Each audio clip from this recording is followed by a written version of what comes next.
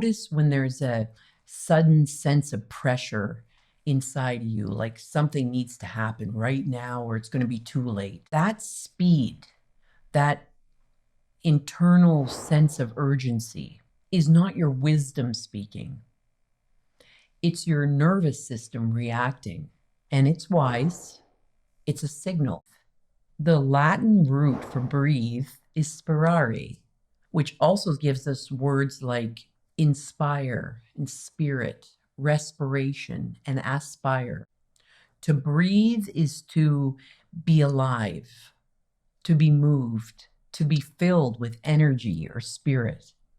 So when we say inspire, it literally means to breathe into, not just air, but life, creativity, clarity.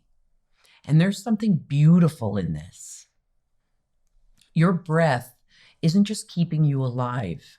It's constantly renewing your connection to clarity, presence, and possibility. So in a very real sense, every breath is both survival and creation. That's beautiful. It's a quiet reminder that life is happening through you, not just to you. And this is physiology. This is you literally taking the wheel back from your nervous system. I really like box breathing. Breathe in for 4, hold for 4, breathe out for 4, hold for 4. I do this 2 or 3 times, and I can feel the calmness.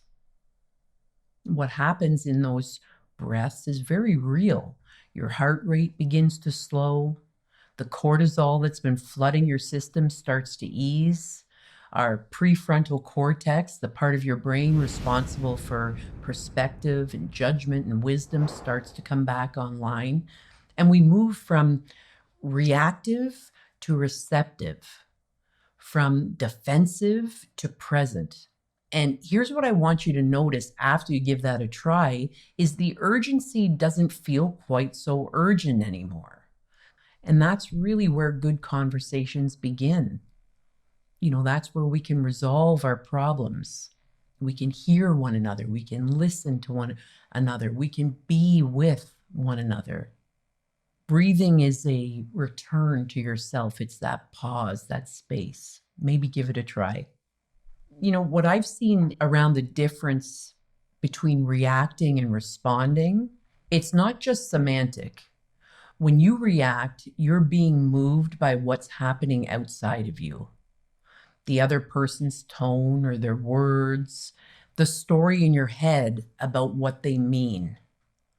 And you're at the mercy of it all.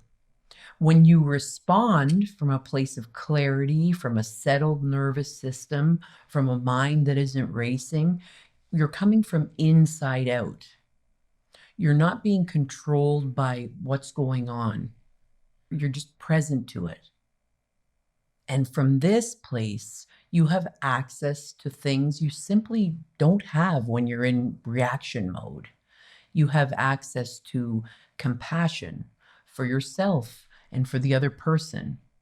You have access to your own wisdom, which knows far more about this situation than your anxious, speeding mind. Responding from clarity doesn't mean you become passive. It doesn't mean you don't say hard things or stand your ground, but it means that the hard things land differently. They land with love and respect. And people hear that. So the next time you feel that rush, that speed up, that urgency, that pressure to say something right now before this gets worse, I invite you to pause just for a moment, breathe, and ask yourself, am I speaking from clarity right now? Or am I speaking to make the discomfort stop? What you say and what you hear will often be more connected from this place. In the pause, in the quiet, in the breath that brings you back to yourself. That's where the power is. That's where your power is. That's who you are.